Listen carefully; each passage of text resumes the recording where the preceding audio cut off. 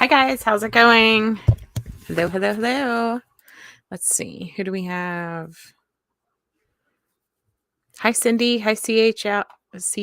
Sorry, I don't know why I want to say CHL. Hi Frank. Hope. Hello. JP, what's up? Hi Fruit Loop. BC. True Crime with Shannon. Welcome. Let's see. Hi. Okay, guys. So we're going to talk about this case a little bit again. Kaylee is still missing, so I want to continue to raise awareness about her.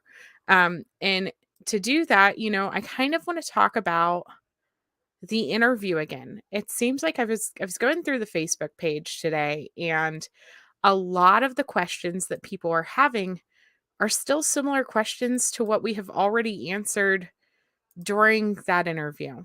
And so you're right. I did forget to say hello to Bautissimo. Hi Tim. Hi Sherry. Hi Joe. Um, I did forget to say hi. Hi Bautissimo.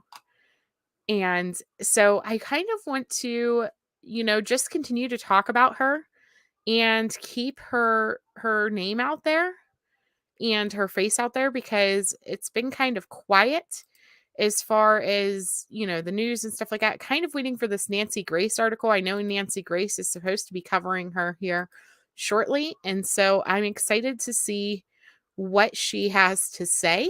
But in the meantime, let's take a look at some of the news articles again. And then I'm going to talk about this interview that we did on Parker's channel because I know some of you guys may not have seen it.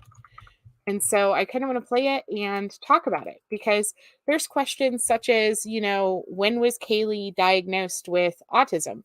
A lot of people still think it was when she was 3 years old. Brenda clearly says during the interview, she was 7 whenever she was diagnosed with autism. She has no official diagnosis of bipolar. Things like that are still getting confused. And I know it seems like a small detail, but whenever you have people breaking down and analyzing and really just tearing people apart for every small discrepancy that they think exists, it makes it important to make sure that we hone in on the details that we have been told and really look at this. I mean, she has been missing, I think it's 44 days now. And so this is too long for this girl to be gone. She has to be out there somewhere. Let me show her picture real quick. And so I just really, like I said, I want to take a look at all this. She's beautiful, beautiful girl. And she is still missing, still gone, still no leads as to where she's been. June 14th, 2022. She was this says last seen. Last seen is not technically correct. They last heard her, I guess is what that should actually say. They said goodnight to her. They heard her moving around 11 p.m. up at her bedroom when they yelled up the steps goodnight. And they believe that she left through her bedroom window at some point through the evening on the 14th. They think that she could be wearing jeans, t-shirt, black Adidas tennis shoes. She is autistic and she does require medication. She was communicating with people through online chats. This was something that she unfortunately had been doing for quite some time.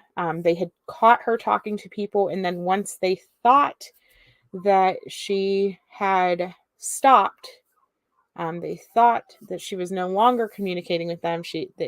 But unfortunately, she was still communicating with people through an Omegle chat room. Kim Briggs is no longer the private investigator on this. It is a Courtney Short, I believe her last name is. And so she is the lead detective now on the case. The FBI is involved, all of the things. And so, like I said, it's just important that we continue to raise awareness for her because 44 days and she's still not been found. So that was just my quick spiel. Let me check the chat real quick. Hi, Red Rock. Hello.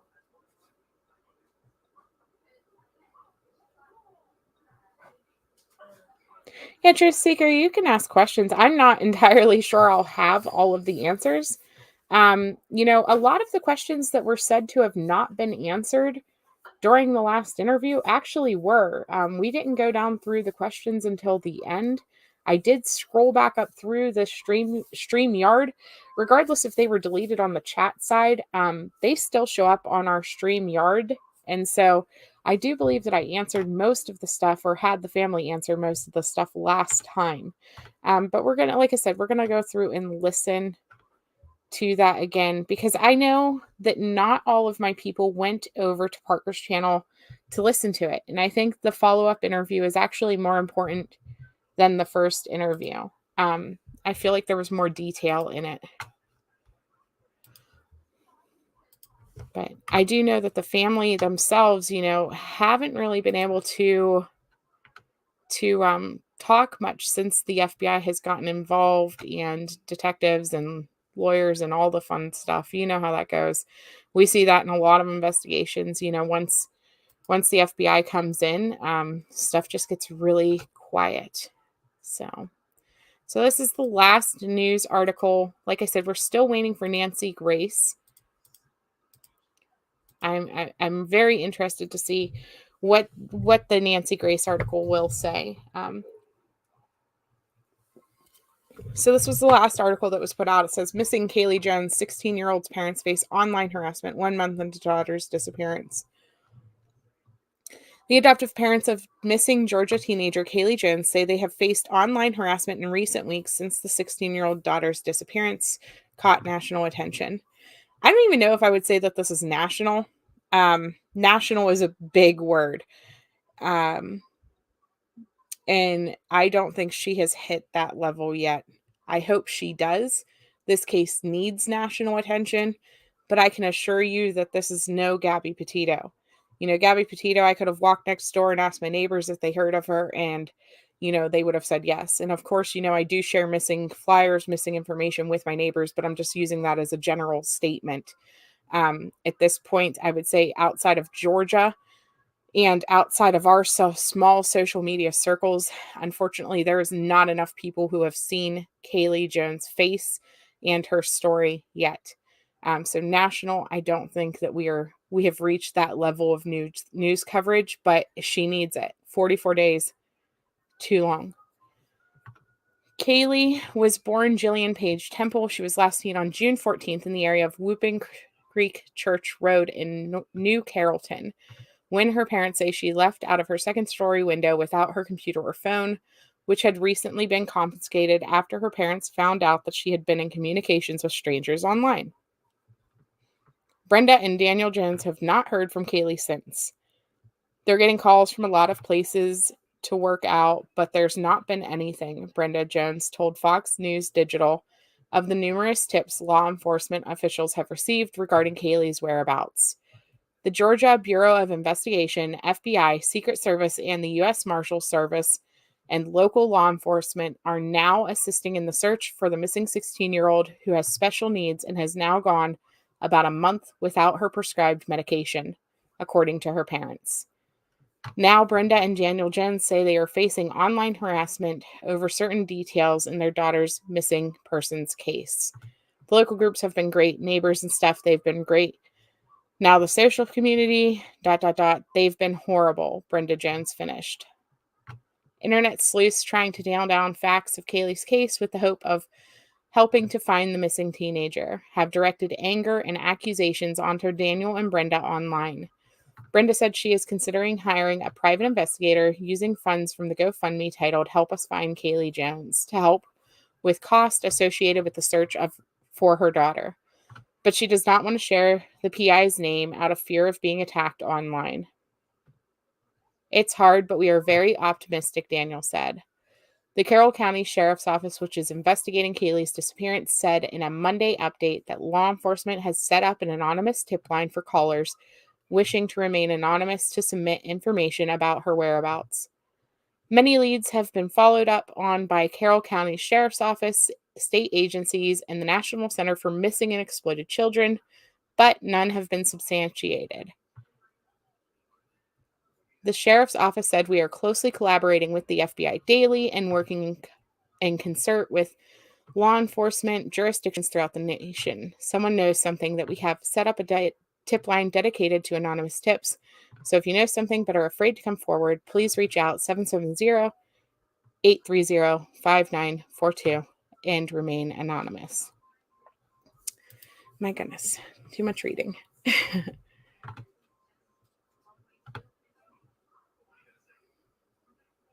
So the Secret Service is the National Center for Missing and Exploited Children is considered part of the Secret Service. A lot of people don't realize that.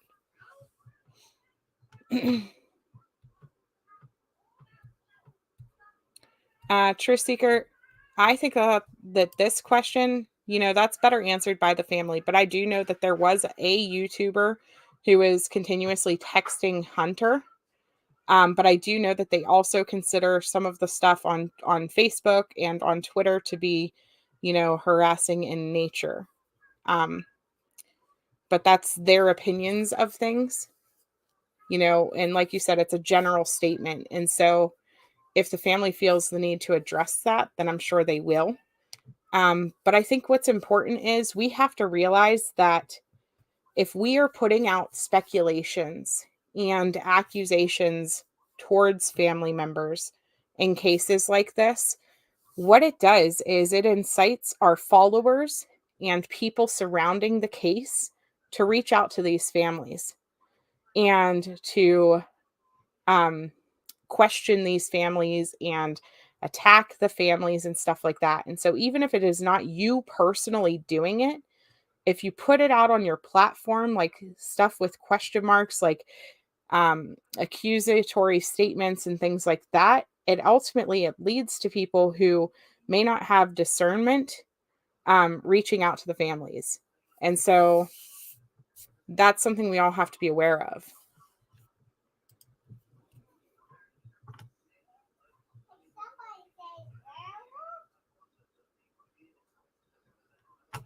The Secret Service is involved anytime the National Center for Missing and Exploited Children is involved.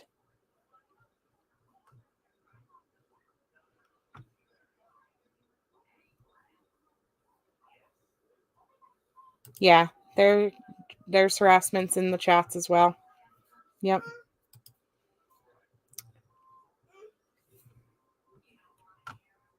Okay, so let me go back to the article. The Joneses previously explained that 2 days prior to Kaylee's disappearance, they had confiscated her phone in an effort to discipline their daughter. At which point, Kaylee turned to her laptop and began communicating with strangers on chat rooms like Omegle, a website that allows users to anonymously send direct messages or video chat with one another. Kaylee shared personal information, including her family's address, with some guy she was speaking to online, her parents said. And so I know a lot of questions have come up about, why would she have been doing school in June? Kaylee was homeschooled. And I can attest to this because my children are homeschooled as well. We do school year round so that we can take long breaks whenever we feel necessary. And so with her horseback riding and things like that, it's likely they took a similar approach. You have to have 180 days logged within the school year, but it does not have to be continuous days. And so that's something we take advantage of for family vacations and honestly, like if we're just having a busy week, we won't do school that week. Just so that my son can do his school and learn and grow, but in a healthy way. And so a lot of people red flagged the fact that she was doing school in June, but I don't find that odd at all. We start July 1st every single year at my house and finish June 31st. So thank you, Boston Actress. I appreciate that.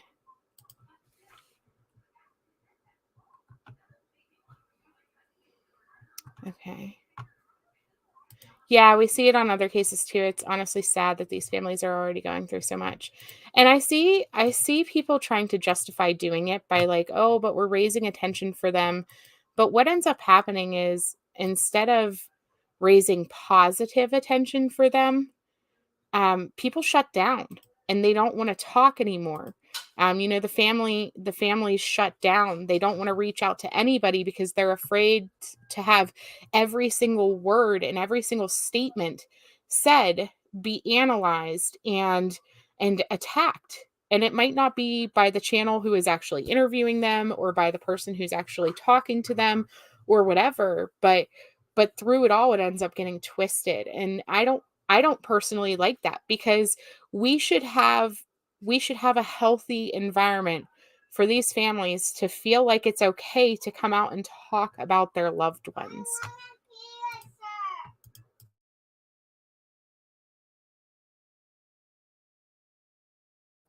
Tim, thank you so much for gifting memberships. Thank you. Okay, so let's pull up this interview from Parker and I.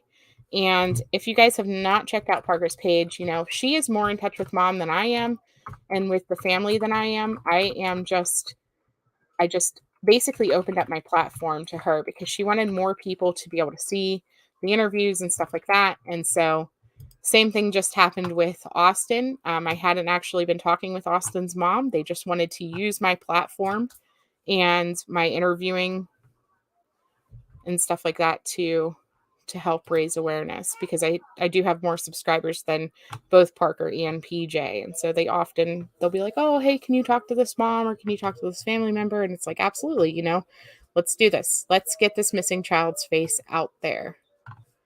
So let me find this. So I'm going to start around, I think it's like 7 or 8 minutes, because before that it's just Parker and I talking. Oh, I guess it would help if I shared my screen. Yeah, she was doing Joshua's Law to get her driver's license. Okay.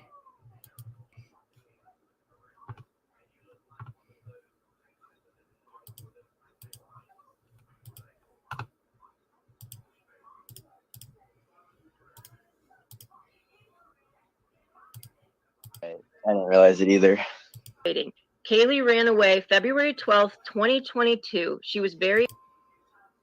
I'm going to start at the beginning of this letter. Okay, just give me 1 second, guys. All right.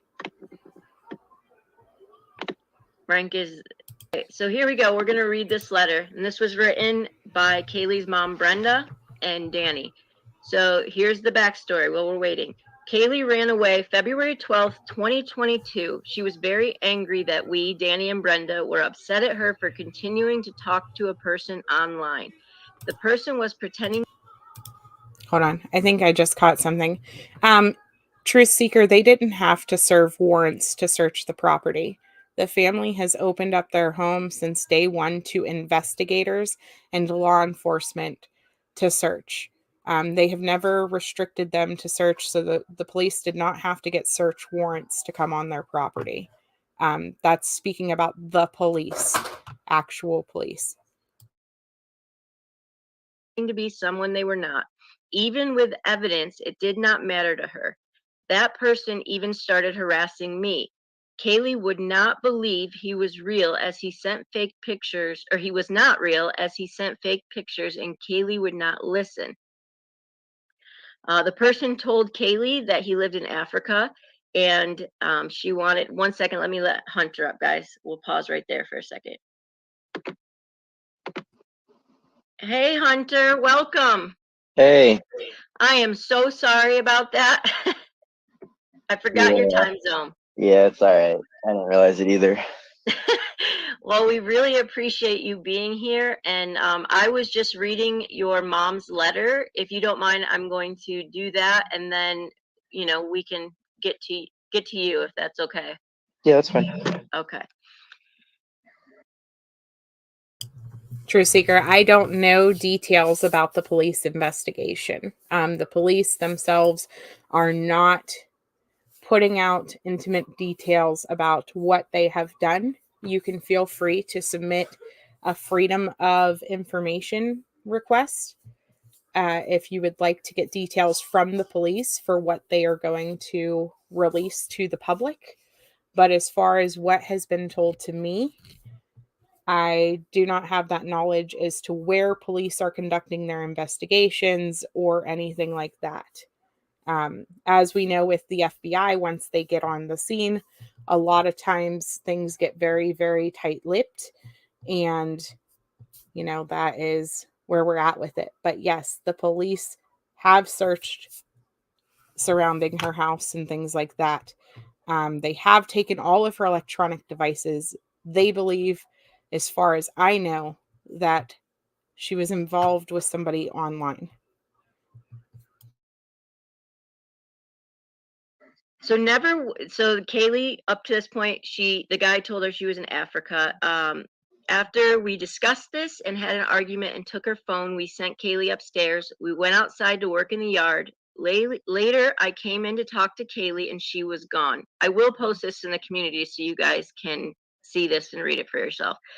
Never would we have thought she would have run away. We thought she had snuck out and was hiding in the woods. After a few hours, we were like, where is she? At that time, Danny called the police officer he knew, and she asked if she could call him right back. At this time, 2 police cars drove up. They interviewed us and looked through the house. Then they got Kaylee out of a police car. I really wanted them to take her for help with how angry she was. They said, Kaylee, go to your room and no one speak to each other for the night. Parker? Yeah. This is in reference to the February? Yes, Okay. thank you. This is in reference to February runaway. Again, you can tell they've tried to get her help. We talked about that earlier. Danny and I talked and then decided she needed more help than we could give her at that moment. So we decided that to send her with her brother who lives in Chicago, close to the birth mom. A disclaimer, Brenda had actually willingly reached out to the birth mom before that previously, as she thought it would help the kids. This is February. Okay, let me not lose it. Sent her to her brother who now lives in Chicago, close to Danny bought the plane ticket and we took her to the airport. We told her we loved her and maybe being with her brother and talking to him would help her. At this time, I was not in a hurry to pick her up just because of the situation. We gave her Hunter's phone number and he was waiting for her at the airport with her flight number. He also sent me a message that he got her. And basically, Kaylee had also had, this is very important, y'all. Kaylee had a bag with her with clothes and money. And I do have proof she was sent, and Brenda and Danny sent money to Hunter to care for her. However, being a mom, I then regretted sending her and missed Kaylee. I then flew to Chicago to be with Kaylee on February 17th. So remember, it was February 12th that she left, and Brenda flew out February 17th. So then she flew back with Kaylee on February 24th. I went and picked her up from Hunter's house, and we went to a hotel in downtown Chicago for some mom and Kaylee time. We spent the week in downtown Chicago doing touristy things and visiting with Hunter. That sounds amazing. Kaylee had a choice if she wanted to come home. She did not talk to her birth mom before we left. We tried. However, she did not want to. We would have taken her to see her birth mom, but the birth mom did not want to see Brenda at all. Kaylee's phone. Well, Truth Seeker, just give me a second to get there, okay? We unlocked Kaylee's phone back for social media on April 27th because she was doing so good and thought she had learned. That's just social media, y'all. It's not saying she didn't have a phone. On May 2nd, Kaylee came in the living room and said, I want you to meet somebody, and threw her phone on my lap. This is my boyfriend. He was on FaceTime. His name was Jacob. She said she met him on a group on Facebook. He lived 2 hours away. They dated for around 2 months, and she saw him 2 times, one at a horse show. He did come with his mom. Second time they met, he again came with his mom to the barn, and they rode horses. They had a very abusive relationship. They were not very nice to each other. I could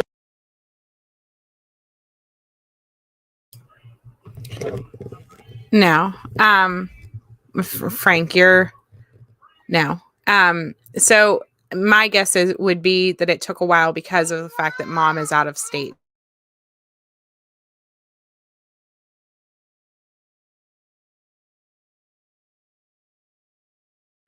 My guess would be because she's out of state would be why it took an extended period of time.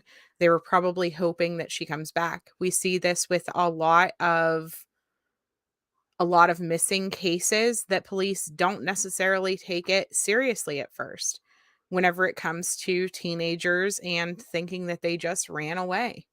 And that's no secret. We talk about that on every single teenage case. That they don't take it seriously. They don't investigate right off the bat. It takes time to get them to take things seriously. And so even taking her devices as quickly as they did, honestly, was a step in the right direction because they did start looking into her social media and things like that very quickly in this.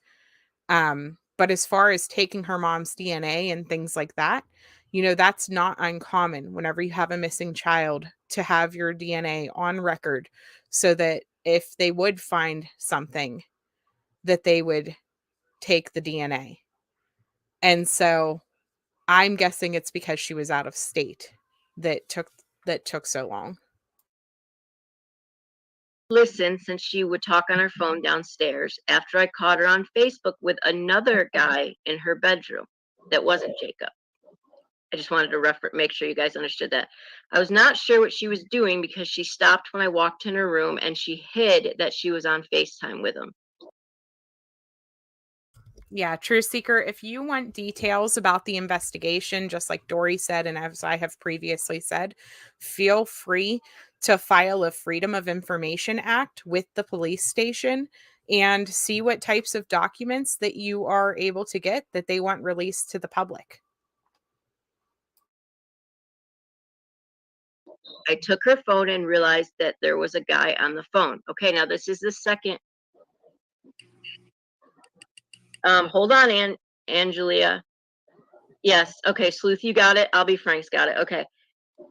This is the second runaway. This you have to understand, y'all. This is the easiest way for the family to tell their story. Okay, put yourself in their shoes. On Monday, June 13th, I asked Kaylee who she was messaging on her phone. She said she was looking at TikTok, and when I questioned her, she said she was talking to her friend Katie. She also lied like a week before when I asked if she was on Snapchat, and she said no. The only reason I asked her, I got a notification that she was on the app, and I was not expecting her to lie about it. I took her phone then, but later gave it back and said, stop lying. I did not even look at her phone at that time. Hi, Diana. The last time I took her phone and started looking through it, and oh my, I could see she had. Brenda, are you okay with me reading this? Yes. Okay, I just want to make sure, I'm protective. So the last time I took her phone and looking through it, and oh my, I could see she had sexted with several guys and was posting nude pictures. This was my shy little girl that I said, sorry, I get emotional reading this, Brett. I don't know why. I'm emotional on this channel. So I could see sex is where I was so upset and not sure what to do. So I called Hunter on FaceTime. Oh, sorry. This was my shy little girl that said it was gross to wear a bikini. I was so upset and not sure what to do, so I called Hunter on FaceTime and said I'm just about ready to kick her out. Okay, we'll talk about that in a second. Don't know what to do with her and said I was just ready to strangle her. Not literally. I said, please talk to her. He tried to, but Kaylee would not look at him. I told her she needed to look at him. He explained to her how dangerous this is and why. I then found out birth mom was there, and I asked to have her put on the phone. I said, you want to be a part of her life, then please help me with her. Kaylee would not look at her either, but did listen. She did not talk to either one. She also explained to Kaylee how dangerous it was. That call was 57 minutes, and this was around 4:30 p.m. Monday, so that's the day before the actual disappearance. June 14th, Danny and I went to work, and Kaylee. So I just want to stop there They're talking about the day before. There's been a lot of confusion about this because everybody was saying that this was the day that she disappeared, that they were on the phone, but it was actually the day before. We left Kaylee asleep. After work, I went to my sister's house to talk to her about everything that had happened and show her what we found on Kaylee's phone. Danny had even found her deleted photos and videos that were awful. Danny came home from work around 6 o'clock and Kaylee was on the computer. I had taken her phone with me. She was doing schoolwork, so we thought. Found out later she was in chat rooms through her computer. Sheila, there have been searches done. And I know that people want to do their own searches, and there are people who want to go and do it on their own and things like that. Police do not want people out there walking around. So that we just have to accept what police are doing. They are leading this investigation, and there are multiple organizations involved. I understand that Sheila is a neighbor's truth seeker, but we still have to trust the police. And yes, the call was on 613. The proof from her Snapchats and her friend. He talked to her saying, "We are not mad, just very disappointed. We love you. We are worried." And we were very glad she didn't run away again. When I came home around 8, I did not talk to her. I went to my room. I just could not face her at that time. A little while later, I heard her say, "Mom," but I did not register she was trying to talk to me at first at my bedroom door. She went away because I didn't answer right away. I did not go after her. She then went to her room and we did not see her the rest of the night. She did not say goodnight to Danny or I, and we left her alone. Around 11:30, when Danny and I were getting ready for bed, we heard her upstairs. It's 11:30 on June 14th. We heard her upstairs. We both made a comment since we both thought she was asleep. We thought she was getting ready for bed and going to the bathroom. The next morning, Danny left for work around 6:30, and I got out of bed at 7 to make sure Kaylee was up for work and getting ready for work myself. I called upstairs for her, no answer. I went upstairs and opened the door, and she was not there. Her PJs were on her bed. I looked in her bathroom, not there. I went downstairs and called and looked for her when I realized she was not there. I called the police around 7:30 and then called Danny saying Kaylee is gone. Also called Hunter a little while later telling him. Police showed up quickly and took the report. Police investigators showed up a few hours later and took a report and said this is going out to all officers. Kaylee did not have her phone. We think that she got into a chat room sometime Tuesday and communicated with someone to get her. She had no other way of communication. We also think she went out the guest bedroom window because the screen was bent and hidden in the closet. Also, we think the dogs would have alerted us had she went out anywhere downstairs. Now, they did see a psychic, and the psychic they were contacted by a psychic in June 18th, a friend of a friend. She said that she left with a person she recognized, but there was an older man driving. This is just what the psychic said. He was parked down the street. She said that Kaylee was scared and automatically regretful, but went away.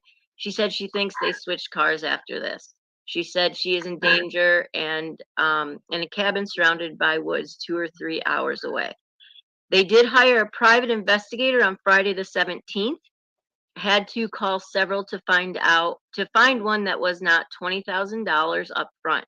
And she said she will send me a detailed report of what they were waiting for them to, or as soon as they get it, they're waiting for it to be sent to them. And they also basically were told that they had exhausted their funds with a private investigator. So what I want to make sure, yes, I was reading a letter from the family. I will post just the letter. So I do have screenshots from Hunter and his mom of text messages between them. However, I am not going to post them all because we are going to listen to kind of Hunter's truth. And if it's needed, I can post some of them, but I don't feel that they need to be exploited at this point, and we are going to, what's Sleuth always say? Trust the family. Yeah, I think some of the main points here is like, Hunter, can you confirm that your sister had a bag whenever she arrived to your home? Yes. She wasn't just like sent with no belongings, just thrown on a plane with absolutely no way to contact you, no way to survive, basically. Like, she had clothing, she had her plane ticket and things like that. She just wasn't just dumped out. Yes. I also still have a box that was sent to me with clothes and stuff in it for her. Yeah, and a new jacket, things like that. Yeah. And then your mom Brenda had sent you, I think it was, what was it? A gift card or something so that you could buy supplies as well, or PayPal. I think she PayPal'd you. Yes. Okay. And then I think, now, were you living with your biological mom at that point? No, I had my own apartment. Okay, because that's some of the confusion too, because some people were saying that you were living with your bio mom and that she basically ran away. Sorry, Basically that Kaylee ran away to come be with her biological mom. But that's not the case. She came to be with you because you guys were close. I'm sorry, say that again? Sorry about that. So basically, you and Kaylee were close growing up. Yes. Yeah. And so whenever Brenda was sending her to your house, it was kind of to help her get grounded, basically, like not grounded as in like a kid, but to help her reconnect with you and hopefully keep her from doing some of this stuff that she had been involved in.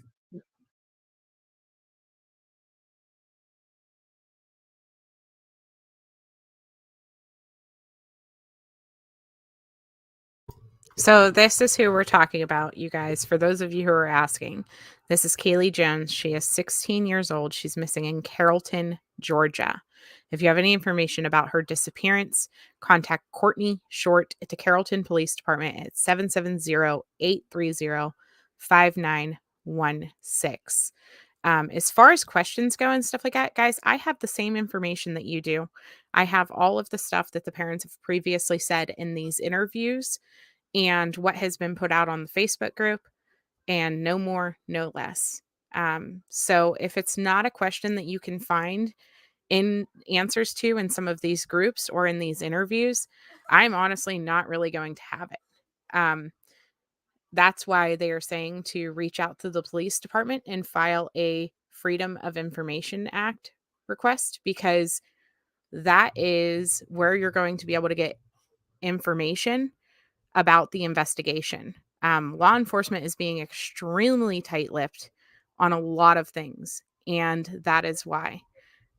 Right now, we are going over Kaylee's interview, or Kaylee's parents' interview. Sorry, Brenda, Danny, and her biological brother Hunter was interviewed by myself and Positively Parker on Parker's channel, and so they are wait, I'm sorry, I'm trying to read at the same time. We're going through this interview again because I kind of want to look at and address some of the questions that have been answered that people don't realize have been answered because they may not have seen this interview. We had around 3,000 people almost watch the first interview, but on Parker's channel, she only got about 1,500 views on the second interview. And so I wanted to make sure that the people who are following Kaylee's case that may not have seen that second interview are able to see it, because they have talked again.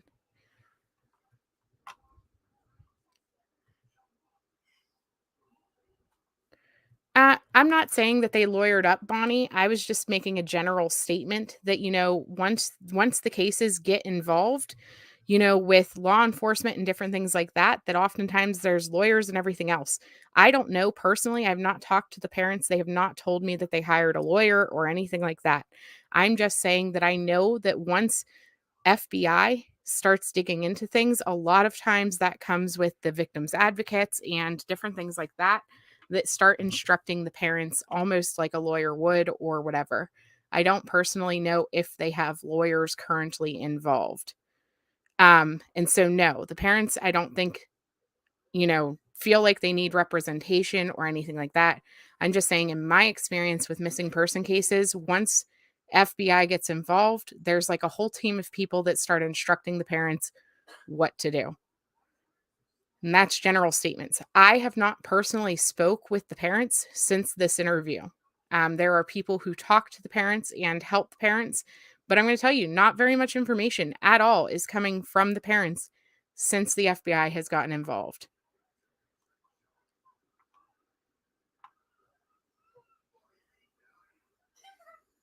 And like this right here, the analyzing every single sentence and every single word, and the constant questions about the parents' involvement, what they're doing. This is the type of stuff, what's going on in my chat right now, that is happening to them every single place that they speak. You guys are like sharks in the water, and it's kind of ridiculous. I'm just going to say.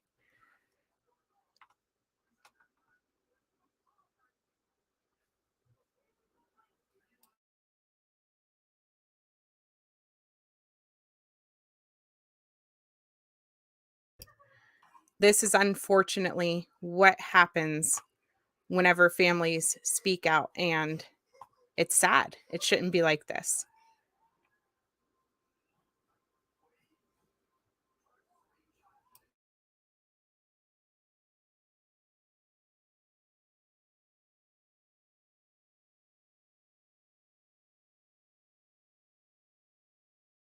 Yeah, I kind of wanted to show her just what life is like on when you're on your own.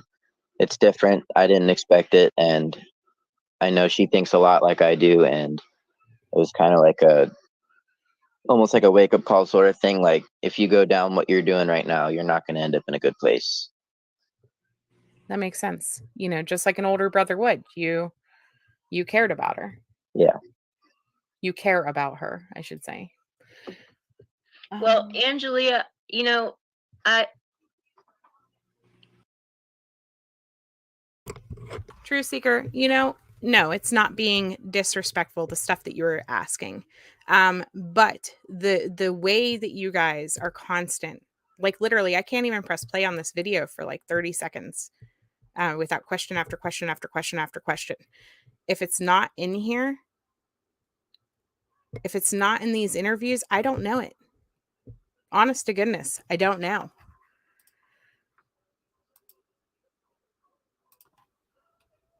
And so ask the police, ask law enforcement, file your freedom of information request. That's all I can say.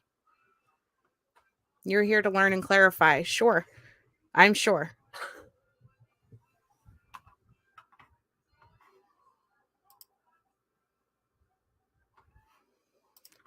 Sometimes the hard questions need to be asked, especially of the parents. They were the last to see her. The parents are to be interrogated or questioned by law enforcement officials. Social media people are not law enforcement. It is not our job to interrogate families. It is not our job to send entire communities to attack and question families. That is not our job. We are not police. It is our job to advocate for these families and to put the face out there. 44 days, Kaylee Jones has been missing. And for 44 days, this family has been analyzed every single breath they take. The police are not looking at them from what they are publicly putting out there. They are looking at her online communications.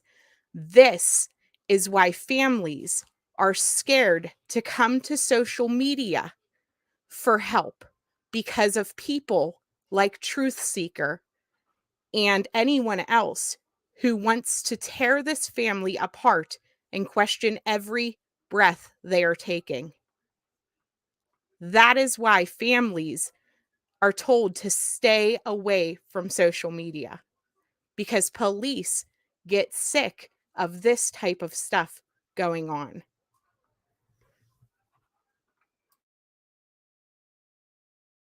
What I want to, yeah, okay, yes. To address your question, this is Hunter's truth, and basically what happened. Brenda, is Danny in the back? Is Danny trying to come up as well? Yes. Okay. He's All right. right. I wanted to make sure I wasn't letting somebody else up on stream. No, but yeah, it's here. I don't know if he's trying to. I think he's trying to come on. I don't have to. Okay. Don't yet. Good. Yeah, okay. Yeah. Yeah. Yeah, Remy, there's been no confirmation that she was picked up or exactly how she left the house, things like that. That was a psychic that they were reading that part of it. But obviously, she went somewhere. And they have, the police have all of her devices. They are looking through absolutely everything, trying to figure out where she could have gone, who she could have been in contact with, and what was happening. That Omegle site is awful, absolutely awful. And so it's hard to track as well, which is why predators a lot of times use it. And the police only found 2 posts on there that they were saved from somebody else, but none on Kaylee's. And this is what they told us. And but none of that was. There was nothing there concerning.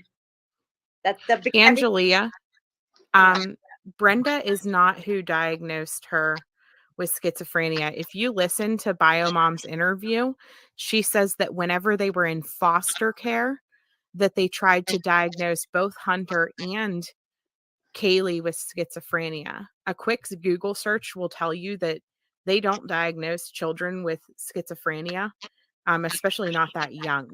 And so I don't know what they could have been diagnosed with. Brenda, was Kaylee diagnosed with her autism by a doctor? Yes, when she was around 7. Not by you, though. No, I'm not. I'm a developer. Not Yeah.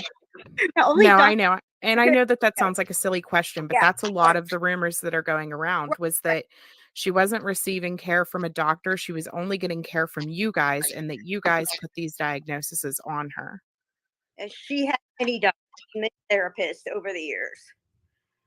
The reason I'm posting what I just did and posting that is because Amber, one of my moderators, actually went on Omegle, and she said it was within very, very quickly that she was asked for inappropriate photos. So that's how bad this site is. Oh my. At the time of her adoption, Brenda, whenever she was 3.5 years old, had you ever been told by the caseworker that Hunter and Kaylee had schizophrenia? I was told by the caseworker they thought she was bipolar. Okay. But I didn't hear anything about Hunter. Okay. Just to clear that up. I know that this is because I've been trying to watch the Facebook groups and the Twitter and stuff today to try to see what some of the questioning is. Okay. And what people are wanting to know. You guys did have doctors that were caring for her. You did have counselors that were caring with her or caring for her. She was in contact with all those people, and you guys were doing what you could. And I have all her records. I'm not going to send it to the public, but no. Yeah. Absolutely do not. And Hunter. No, MJ, she was not diagnosed with bipolar at 3. No. The caseworker said that in her opinion, she had bipolar. And again, it was the mom who said that the caseworker. And so it sounds like this caseworker may have been putting out stuff that wasn't true. But you can't hold either of these parents responsible for what the caseworker said. She had a reasoning to think that, but it was just a comment to her from her. Yeah. Right. She wasn't diagnosed with bipolar at 7. If you listen in the past interview, They said that she was diagnosed with autism and that they were looking into a bipolar diagnosis, but she hasn't been officially diagnosed with that yet. No. And so now she just told us that autism is what was diagnosed at 7. And if you remember correctly, True crime and faith, yes. At 24 minutes on this video, Brenda said at 7 years old, she was diagnosed with autism by doctors.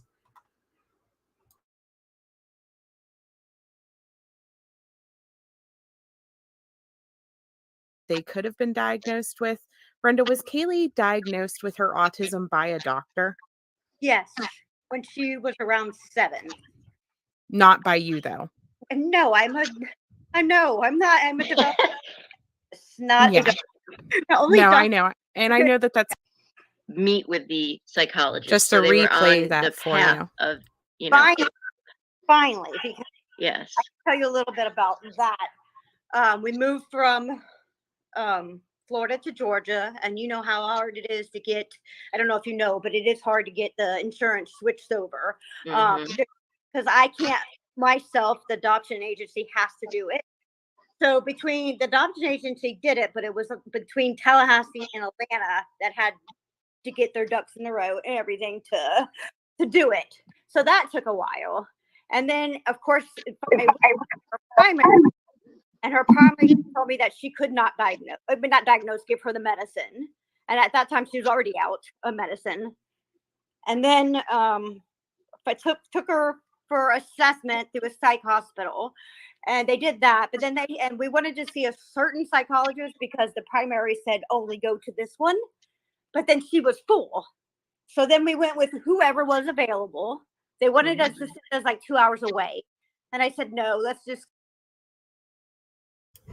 So, True Crime and Faith, the Silver Alert differs from place to place with the guidelines for it.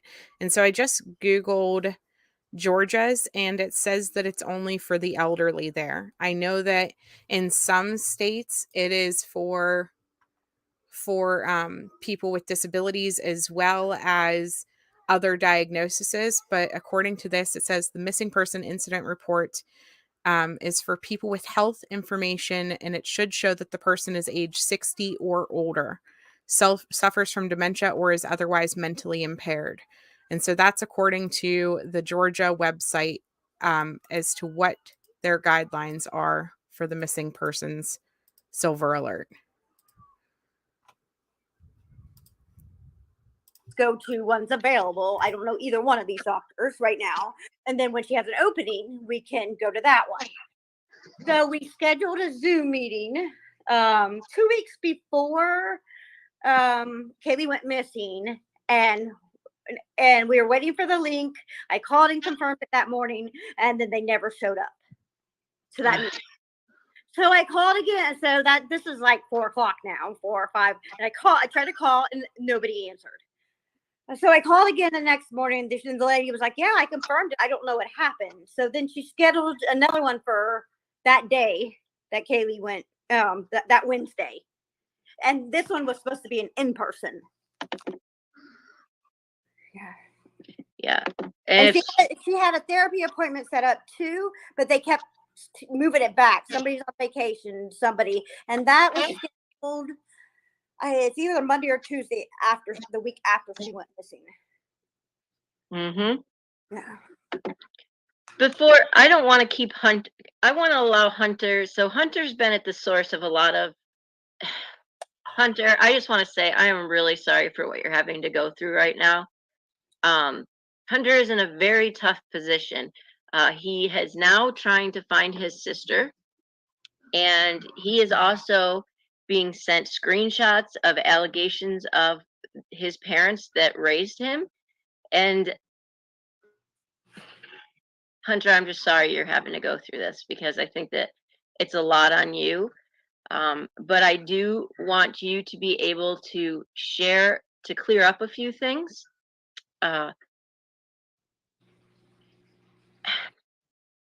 Sleuth, the best way to ask this, you You covered I know it. I know what you're trying to like Yeah. ask, but I mean honestly the best way to ask it is to just ask. You know what I mean? And Yeah. so Hunter, in your opinion, was your sister or yourself abused at the hands of Danny or Brenda at any point in time growing up there? Or were they like good parents to you guys? Good parents. Um, I mean, outside of like typical discipline. you have to discipline kids, and you're never gonna learn. I mean, it was good. It taught me this today. A lot of things growing up that my dad taught me at work. I just want to pause for a second. M-Spy is something that we talked about the other day. And what it does is it gives every keystroke that your child does on their phone, every single letter they type, every single thing, and it keeps a log of it so that you can hi Scott H, so that you can see every communication no matter which application it's in, no matter if they're on the Omegle app or wherever they are, you know, and it keeps a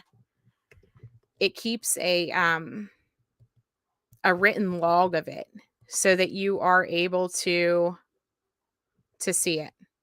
And so if you are concerned with if your kid is deleting stuff or something along those lines is happening, that is a huge way, because like Snapchat deletes instantly, Omegle is completely anonymous, things like that. And so it's hard to know that they're actually not on those sites, that they're actually not communicating with people. And there's no app that shows up on your kid's phone, so they don't even have to know that you're using this program.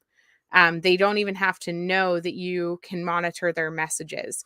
And I don't think that you should read every single message that your kid ever sends. I do think that they should have should be able to talk to their friends and things like that. But this is a good way to look for keywords, skim through it, you know, make sure that they're not talking to some creep that you don't know about or things like that. And so M-Spy, it's like $140 for a year. And I totally think it's worth it. 100% worth it. The things that they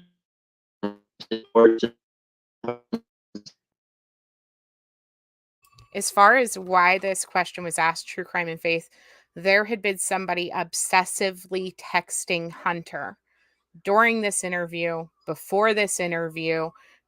We're talking like obsessively messaging him and telling him things like, you can talk to us, it's safe here, you know, you can tell us everything that happened, blah blah blah. And he consistently was saying nothing happened, you know, we weren't abused in this house. And unfortunately the person who was constantly doing that, you know, still kept doing it. He's in college, cray cray. He is older. He's older than Kaylee. I think he's 19 now, 18 or 19. But and so he was getting harassed. And so the family wanted him to be able to come on and address this. He wanted to come on and address this and just didn't know how to get it brought up. And so we just brought it up. He wanted to be able to tell yeah, he's like 20. That's what I thought, like 19, 20. So Can you hear him?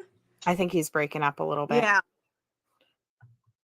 Basically, I think what I caught from that was, you know, outside of typical discipline, nothing, you know, major.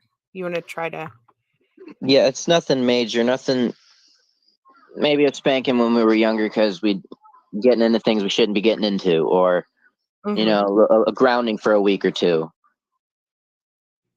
But we were Pretty very cared standard. for. Okay, because I think that that's one of the things that people have been alleging.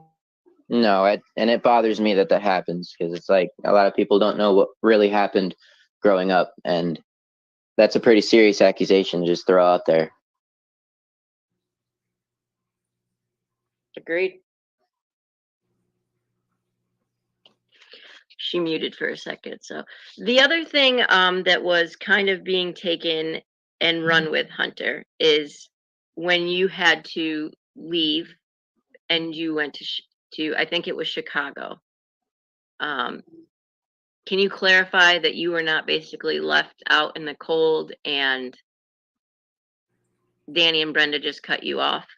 No, when I left for college, and I made some pretty bad decisions when I first got out into the world, and I chose not to reach out.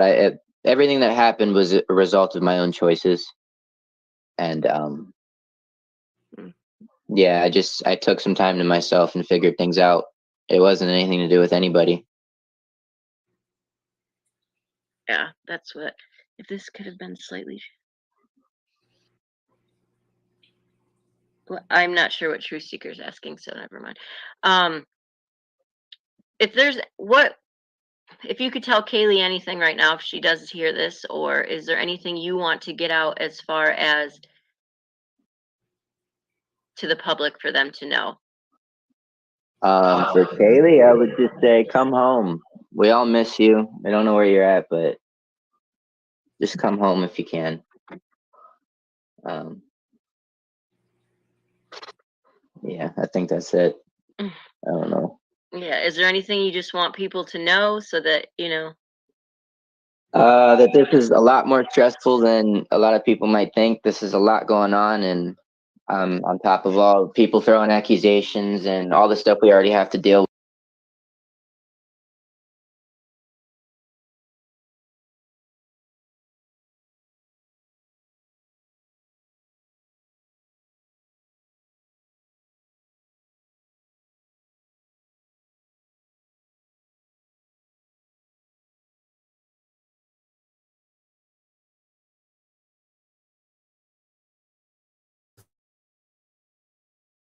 So, like you said, it's a lot more stressful than people could ever imagine. Um, this family is going through this and they're concerned. He's worried about his sister. And, speculating doesn't help them. Nothing about speculating helps them. No, Courtney is the private investigator in charge of the case now, the detective. Not private investigator, that's the wrong word. She's the detective at the police department that is in charge, Courtney Short. With it's difficult for us.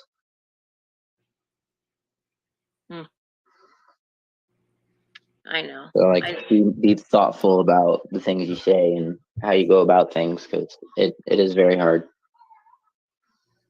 I can't. I mean, people don't see that side of this. This is a real family. This is real people whose teenage daughter is missing. And it's frustrating.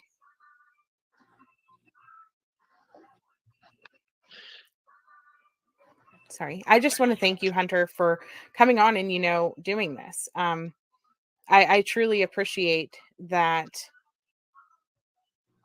you were willing to do this and come up here. Yeah, anything that helps. I just want my sister to be found. I know. I'm just sorry you're having to go through all of this. And, in response to that, just Jack, you know what? It shouldn't be that this has to be done, but you have to put yourself in Brenda's situation and Danny's situation and Hunter's with nonstop allegations. The important thing right now is that she is found and that people know that the reasons she could be have been lured away.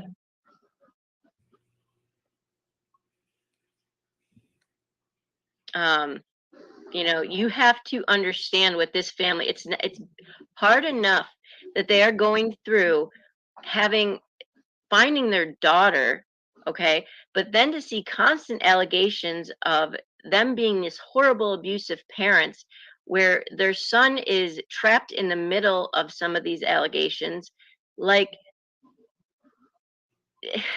this is their time to share their truth. Okay. And their truth is going to be shared one time. They've had to get off of social media and sorry, Sleuth, I have talked to Brenda several times a day for the last, what, Brenda, 2 weeks? Oh yeah. And if you're behind, and I've texted Sleuth and said, I'm, like so upset, blah, blah, blah. You don't see everything, is what I got to say. Well, and Danny's to say something. So, Okay, Danny, you go ahead. This is your. He's go holding ahead. his mouth. Hey. But Yep. Sorry. So she was okay. Just Jack is asking, what is the last time she was physically seen in her home? That was 8 p.m., I think. It's around 8 p.m. Yes. Yeah, so I came home around 6, and then she came into my room. She was in here doing her schoolwork, and I was in my room. It was around 8 o'clock. Okay. And now you guys were talking, you did talk, Brenda, briefly about the medication situation, switching doctors, psychiatrists, and things like that. How long had she been off of her medication when this disappearance happened? February. So it had been several months. Yes, and I know the medication can stay in your system for several months too. So whether, yeah, I think she really needed her medication. Even though she decided that she didn't really want to be on her medication because of her ADHD medicine, she could not sleep. Mm-hmm. So she's like, I don't want to be on any medicine then. So we were going through her not wanting to be on medicine and getting her on medicine because we knew that was going to be a struggle again. Yeah. Mm-hmm. Yeah, it's never easy to restart the medicine, especially when they're teens trying to find the right. Oh yeah. Was her doctor aware that she wasn't currently on medication whenever you guys were scheduling these appointments and things like that? They were aware. They're aware that we needed one right away, and we really asked the primary who we thought did medication. That's why we went to her. Please, can you get her on something while we wait? Or something, some of her medicines, but she wouldn't do it. She quoted was saying she was too severe for her. Okay, as far as Kaylee's autism goes, what level on the spectrum was she? Was she like level 1 and highly functioning, or? She was highly functioning. They didn't give us a level. I don't think at that time they did levels. It was like Asperger's. Okay, yeah. Because she was diagnosed before they got rid of the Asperger's diagnosis then. Right. That makes sense. Hunter, whenever she was out at your house, would you say she was able to care for herself? When she was living with me? Yeah. To an extent, yes. I feel like there was a lot of social stuff that she wouldn't have been very good at. But I know she could work a job. Sure, she could figure stuff out like I do. I mean, she's very smart.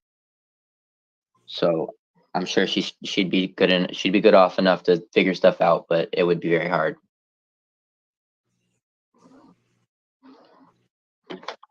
And Danny, so Just Jack keeps asking, I want to put this to us. Were you mistaken in the first interview that last time you saw her was 10? I'll be honest, can't tell you exactly. I wasn't looking at my watch that night. No, yes. Everybody's trying to get. And I'm not changing my story. I'm not doing that. We never go to bed at 10. Yeah, so I know. 11:30 always. Yeah. Mm-hmm. So, yeah. Usually, most times, Kaylee would be on her normal thing. If she was mad at us or whatever, or whatever. I mean, there was times she wouldn't tell us goodnight, but we would still poke our head up.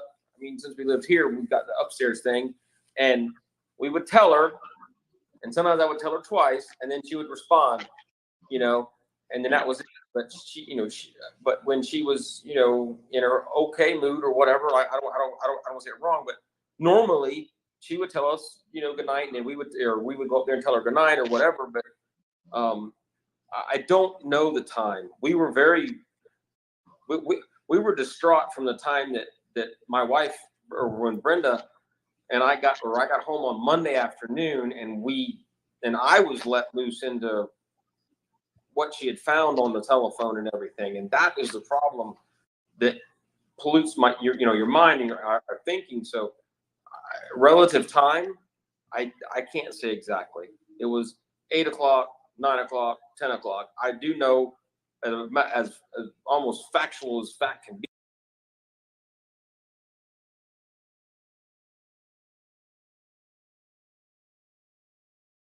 I think there's some confusion.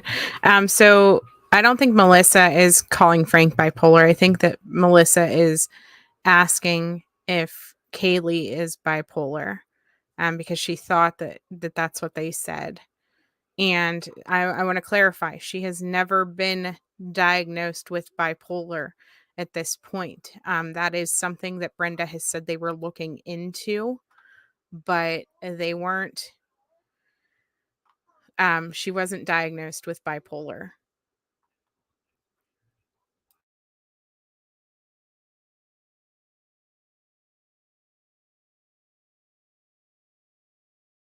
It was right at 11:30, maybe 11:20, but 11:30 when I heard the footsteps upstairs. And so you guys didn't physically see her. Typically, even whenever you said goodnight, you would just yell up the stairs, basically. Well, It all depends. If she was, what mood she's in. If she wanted, sometimes she was a teenager, okay, and I mean, this is even Right.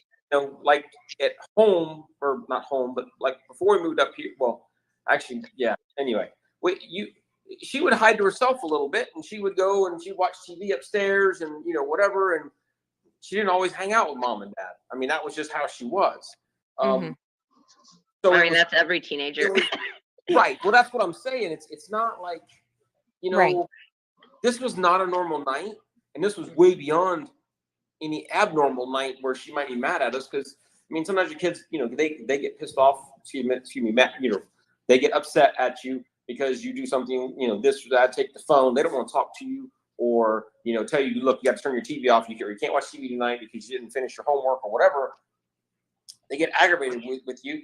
But with her, and even, well, anyway, with her, she would just be upset, so she wouldn't come seek you out to say goodnight.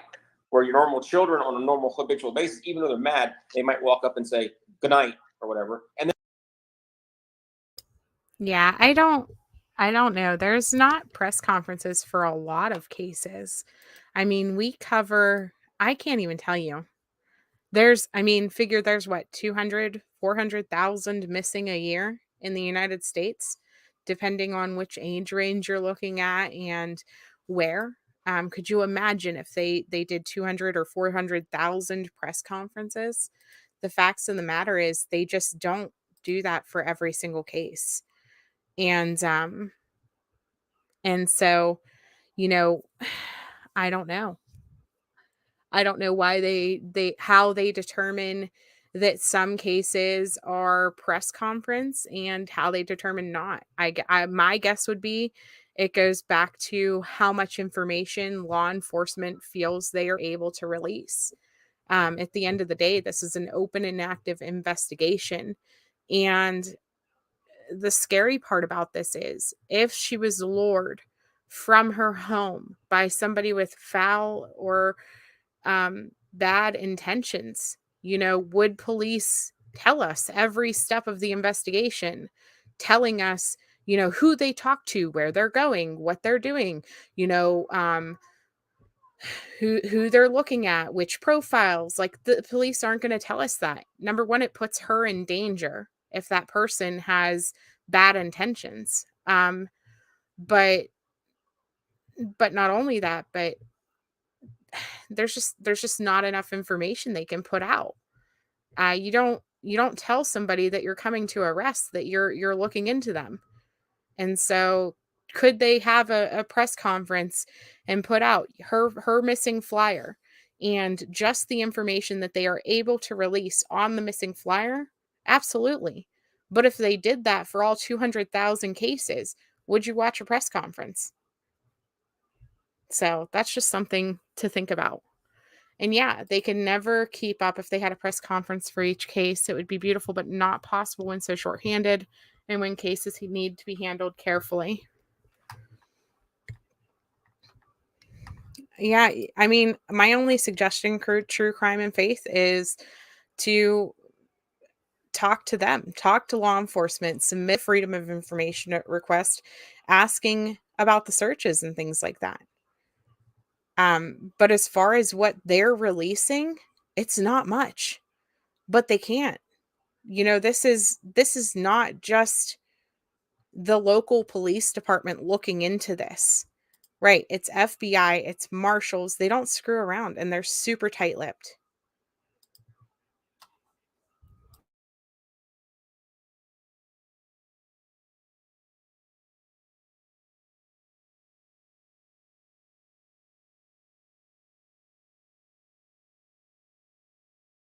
And there'd be times she would be mad at us or upset with something that we took or didn't let her do, and she would just stand at the door and say good night, or she would holler down the hallway, good night, good night, mom, good night, dad, love you guys, and then she'd go back upstairs or whatever. And then sometimes on those nights, I would go up the stairs and tickle her in her bed or whatever like that, and I'd get a hug and a kiss, even though she was mad at me. I didn't want her to to go to sleep like that, and that was that night. I can't tell the timeline because that afternoon coming home, I was so thankful she was here. That's the first thing I walked in and said. I'm so glad you're here, that you didn't, decide to try to disappear today. And she was working on her computer, I thought she was doing her driver stuff. But I figured out after the fact, after she left, I was trying to look at the computer. It was on that weekend, that Saturday and the Sunday. I realized that she had. I'm not sure exactly which day, Ashley Oaks, that they got on the case, but it was on the news release on the 13th that did say about the marshals, the Secret Service, the FBI all being involved. And whenever they say Secret Service, they're talking about the National Center for Missing and Exploited Children. They are a subpart of the Secret Service. Snap the screen down, like she could split screen. So unless she fully, or I don't know how you say it, when you maximize your computer screen, your browser or whatever, and it covers up the whole screen, but when you minimize it a little bit, that first click, not all the way down to the bottom bar, it'll go back to whatever size you had it. Well, she had it specifically stretched out on half of the screen from top to bottom, exactly snapped half of the screen. So that tells me that she can click on that to maximize it to cover up the other screen or whatever other screen she had open in the chat rooms and whatever. Yeah, I remember you saying that. Truth Seeker, I can handle that question because I've seen the messages. No, Hunter was not taking guardianship.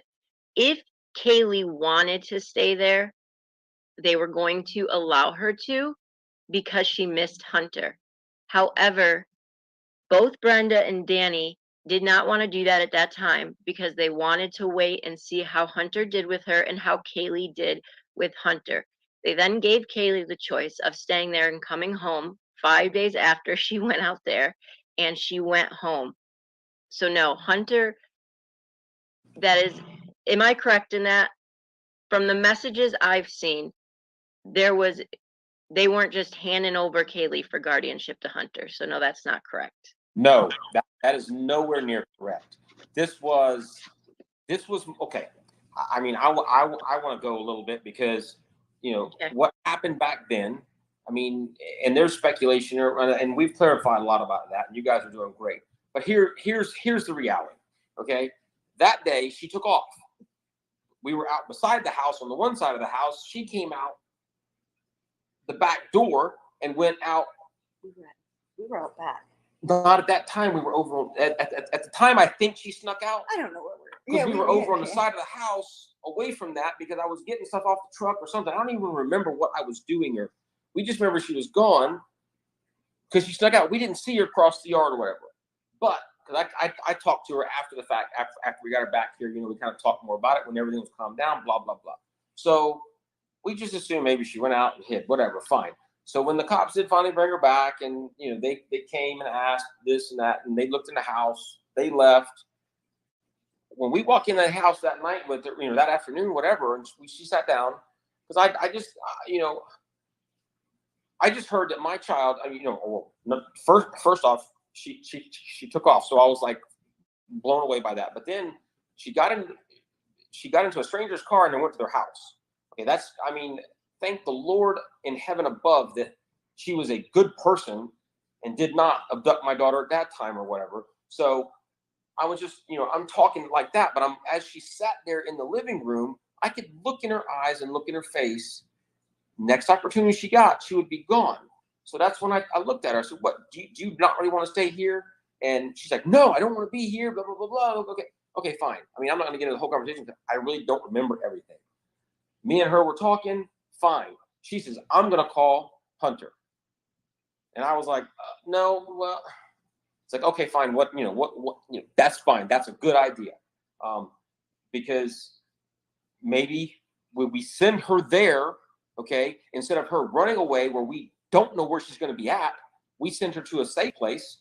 And I say safe place because although he took off and he had his hardships, he did what I knew he would be able to do, and I try to tell him that from a long time, and I'm telling him again, he did a good job right now because long story short, he got off, left college, left us, didn't really contact us, and he got a house, or he has a place to stay with a roof over his head.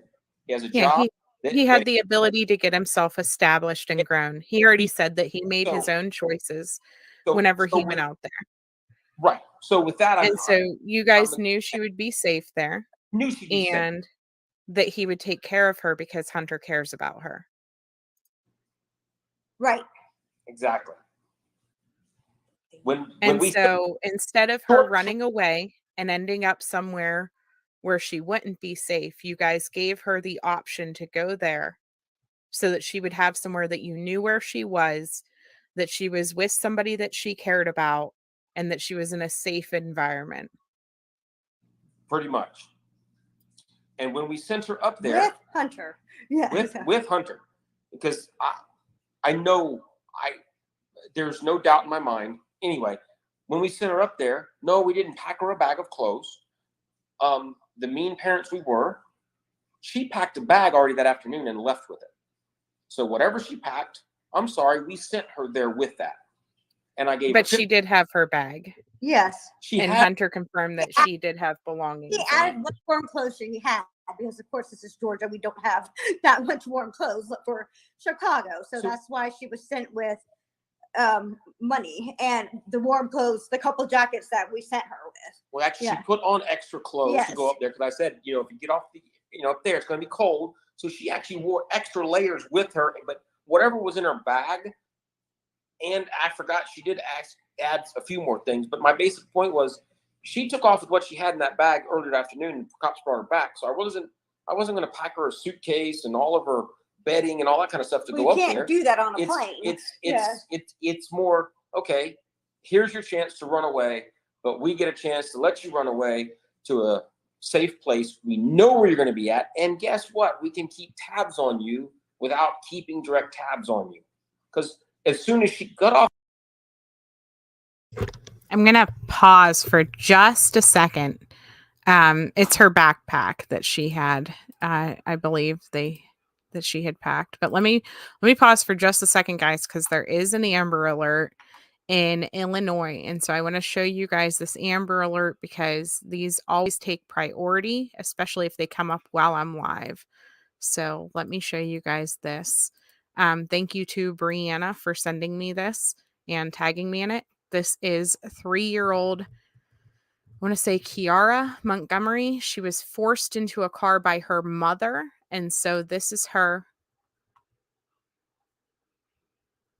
This is in Maywood, Illinois. This is her mom that she was believed to have been taken by. And this is the vehicle, or a similar vehicle, not the exact vehicle, to what they may be traveling in. And so this is the information that's out currently. If anything else comes up, I will show you guys if anything else pops up about it while we are alive still, perhaps plate information or anything like that. But Amber Alert, Maywood, Illinois.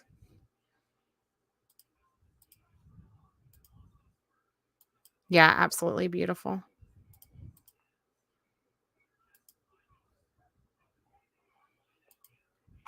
Off the airplane. We texted Hunter when he got on, and as soon as you get off the airplane, He texted us. I think it's important to note too. Yes, she had her bag. I believe it was her backpack is what they're referring to as her bag. Don't quote me on that because I'm not 100%. But mom also ordered her a jacket, I believe, on Amazon that same day, so that there was a winter coat for her, and they also PayPal'd him money so that she could buy absolutely anything else that she needed once they were there. You know, those things have been shown to Parker, and we know that it did happen. So they made sure that she was going to be taken care of once she was there. But honestly, her trip to Chicago and what happened, it doesn't tell us what happened to her this time. She's not with Hunter this time. And she didn't reach out to Hunter. She didn't reach out to anybody from her family. You know, she unfortunately was communicating with somebody online and disappeared.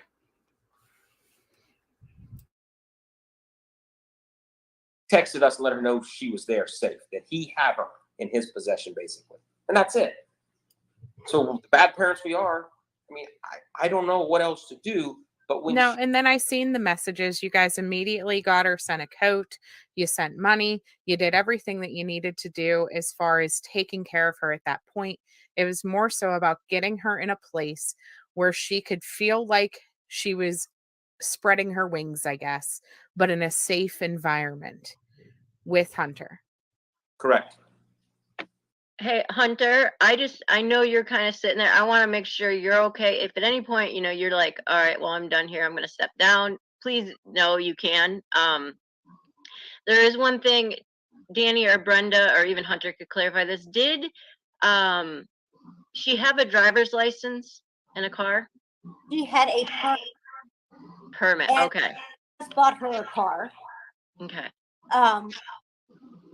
She I think she only drove it home from buying it. I don't think we didn't because we don't have even the tag on it yet. Yeah. So and she was doing her driver's course to get it done. She did take the driving because when we went there to get her license, she had not done that 30-hour driving course that Georgia requires. So they went ahead and let her do her driver's test, but she couldn't get her license, so she completed that. So no, she did not have she had a permit. Okay.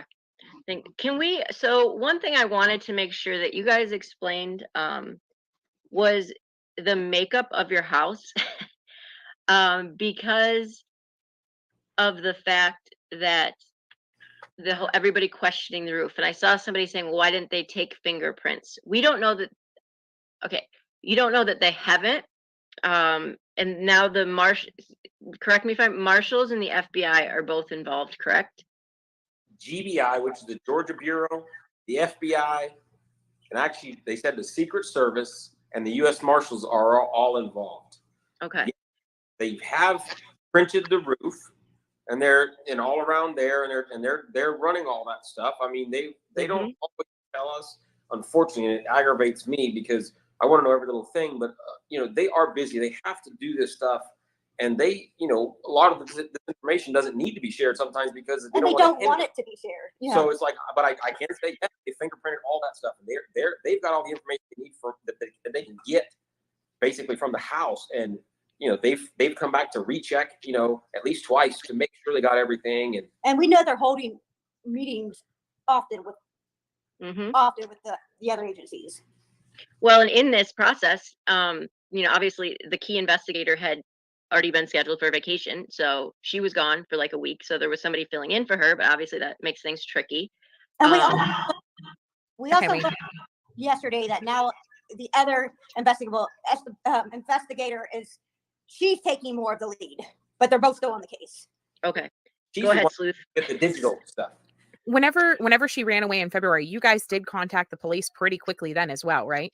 We didn't get a chance. Well, it was like we know 4 hours later. Yeah, no, it was about 2.5. I mean, she might have been gone. We were guesstimating a total of 4 hours, but I know it was about 2 to 2.5 hours when we first noticed, and we figured she was hiding somewhere. We didn't really chase her. She's okay. You know, we're like, she's aggravated with us. Just let her take off. You know, whatever. Come back. Well, then we started looking around, and she wasn't anywhere to be found. Because we had never fathomed she would. Never. I know a few officers that are from the next. I was going to say, so you had contacted a police officer that you folks know. So you did still technically call the police. I did it, and you know, within 15 minutes, if it was that much, of the actual sheriff's office pulling up in our driveway, I tried to contact her, but she actually works in the different county next to us where I work on the farm. And I started to talk to her a second. She was on duty. So she said, let me call you right back. But by that time, you know, the other officers already showed up. So, okay. I mean, and so the reasoning for calling 911, whenever you guys woke up in the morning and she was not there, what was the reasoning for calling 911 immediately? Because she was gone. She was gone and feeling since she ran away before. She might have done that she had probably run away. Yeah. We didn't want to waste time. I mean, yeah. Yeah, absolutely. First time there's no hesitation. I mean, I could not fathom it again. I was at work. I got that call and my heart sank. I don't even know. Especially with her getting in the car with that lady before, we were like, no way. Yeah. I know. So you knew there was a risk immediately. Sorry, I was just trying to, there was like 6 people asking the same thing. So I was like, let's just, you know. Okay, so Heba, I'm going to let you stay for now. But listen, in February, it was daytime. Liz, the last time that she ran away, she literally left her house and got in the car with a strange woman and went back to this lady's house with her. The lady called police to let them know that she had picked her up walking, basically. And she was brought back home. They figure she was gone between 2 and 4 hours before police showed up at their house with her. So extremely concerning that she would get into a stranger's vehicle, but she did.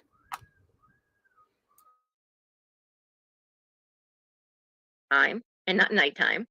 It has been stated that they had no idea that she would ever even think of running away. Okay, so that was the difference. The fact that she ran away before, and it was the middle of the night that she left, and because of what they had seen on her phone, they immediately called 911. Right, because you said the first time you thought that she could have went back into the woods or wherever. You didn't immediately jump to run away. No.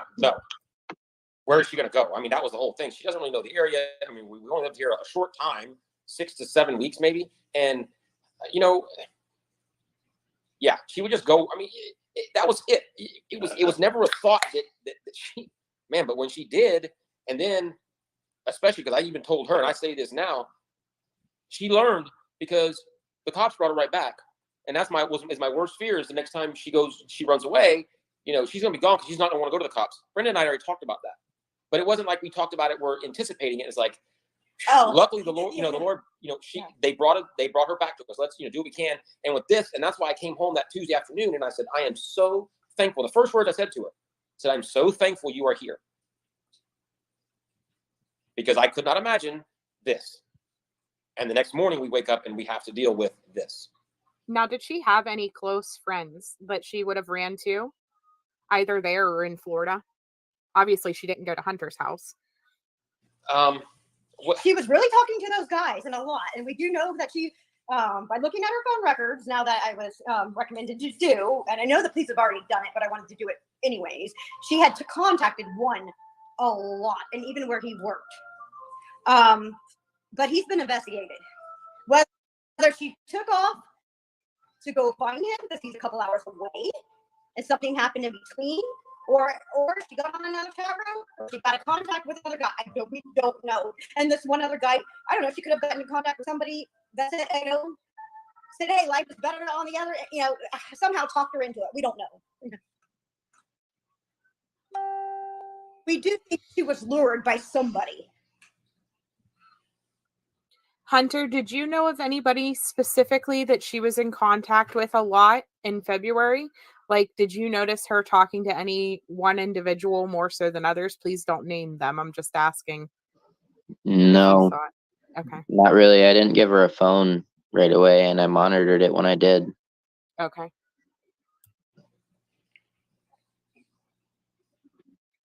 No problem, T. Hunter. Yes, the U.S. Marshals are involved, and the GBI and the FBI.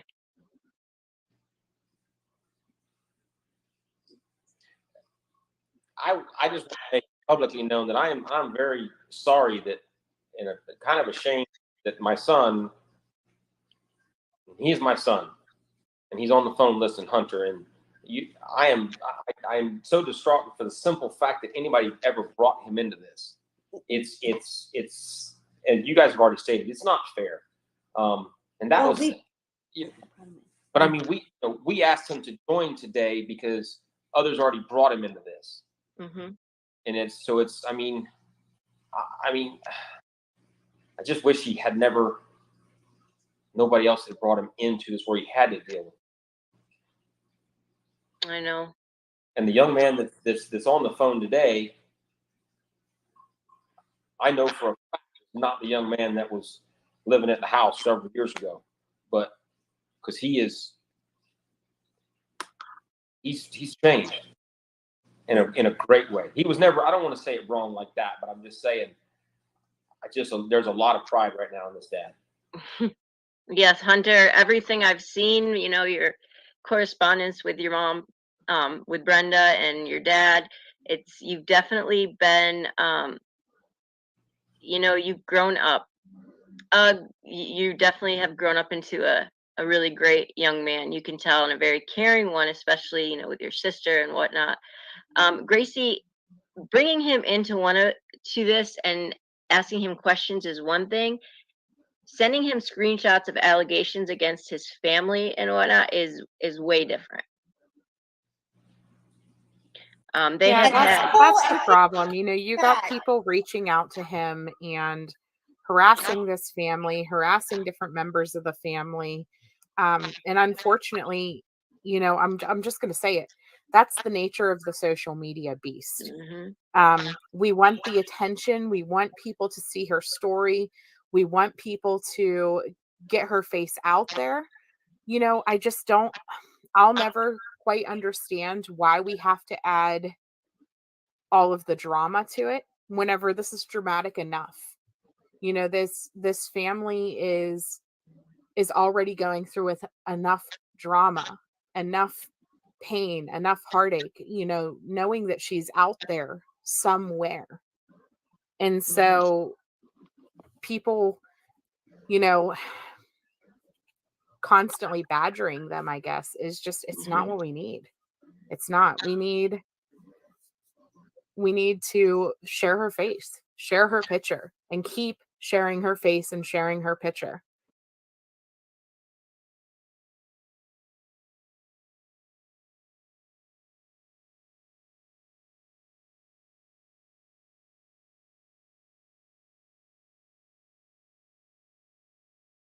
And this is what it's about. 44 days in. 44 days in, and Kaylee is still missing.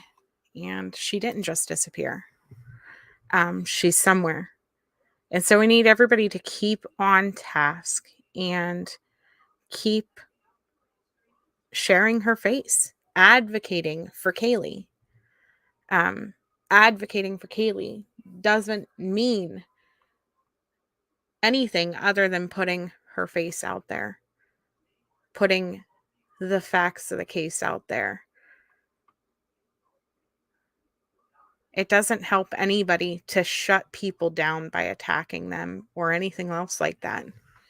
And you might not think that your questions are attacking or whatever. You might see it differently, but it's all about the perception of what they are going through as an emotionally exhausted family. Kaylee Jones, missing from Carrollton, Georgia. She's 16 years old. She's going to be 17 in less than a month. She's 5'8", 135 pounds, brown hair, brown eyes. Contact is Courtney Short at the Carrollton Police Department, 770-830-5916. Or you can call the anonymous tip line, which is 770-830-5942. Kaylee, if you are listening to this, please reach out to someone and let them know that you are okay. Reach out for help if you need it, if you're able. Your brother misses you.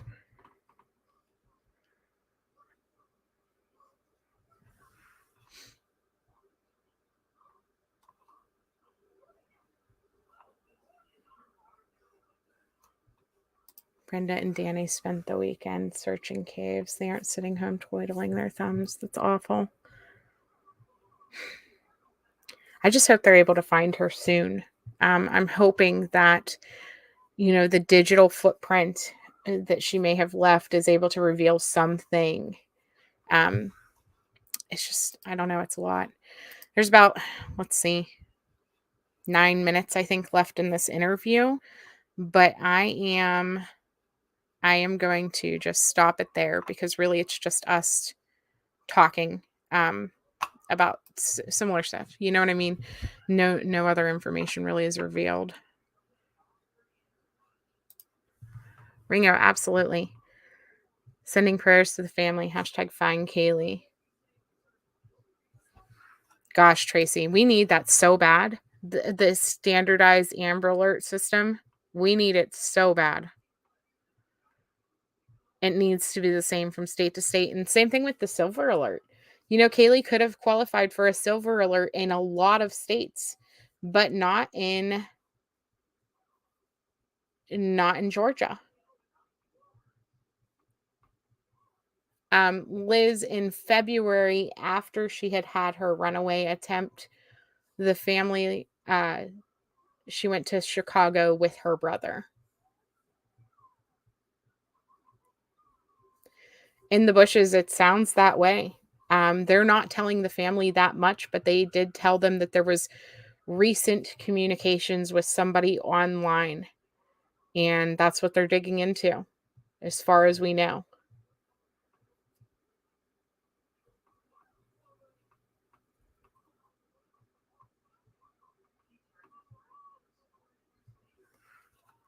So, this is where we're at with it, though, you guys. I just wanted to replay it, because a lot of questions were still coming up. I still was seeing posts in some of the Facebook groups and stuff saying, she was diagnosed at 3 years old with autism and how that couldn't have possibly been true and all these things because, 3 is too young, especially for a female to get diagnosed. And she wasn't diagnosed at 3 years old. She was diagnosed at 7. And 7 years old is when she was diagnosed. We heard that at 24 minutes in that video with Positively Parker and myself. She was diagnosed by a doctor, and all of the other things that weren't no recent activity before she disappeared. True Crime and Face, not since. There's been no online activity from any of her profiles or devices since she disappeared.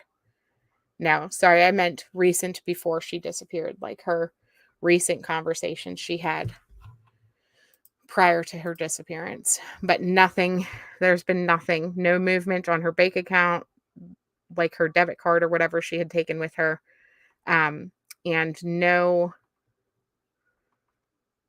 access to any of her accounts since she went missing. Sorry, that was my bad. I didn't realize that's what you guys were taking that as. But leading up to her disappearance, No, I know. I was hoping. Yeah, I wish it was recent. No, nothing has been accessed since she disappeared. Nothing at all. Yeah, most facilities don't test until 4 years of age. Wow. That's awful when juror matters.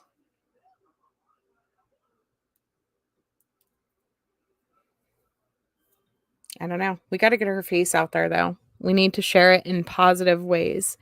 Share her flyers, get them out on every platform. Hand them out to your neighbors, put them in mailboxes. I don't know. Where's your Christmas card list? Send them a flyer of Kaylee, because literally she could be anywhere. She could be anywhere. It's been 44 days.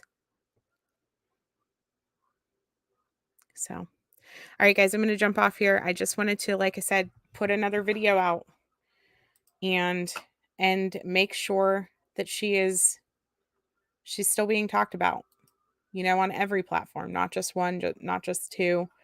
Let's get her everywhere. Let's get her face out there and talk about her in positive ways, sharing her face, sharing her story, and supporting her family through this. So, thank you guys. Have a great day.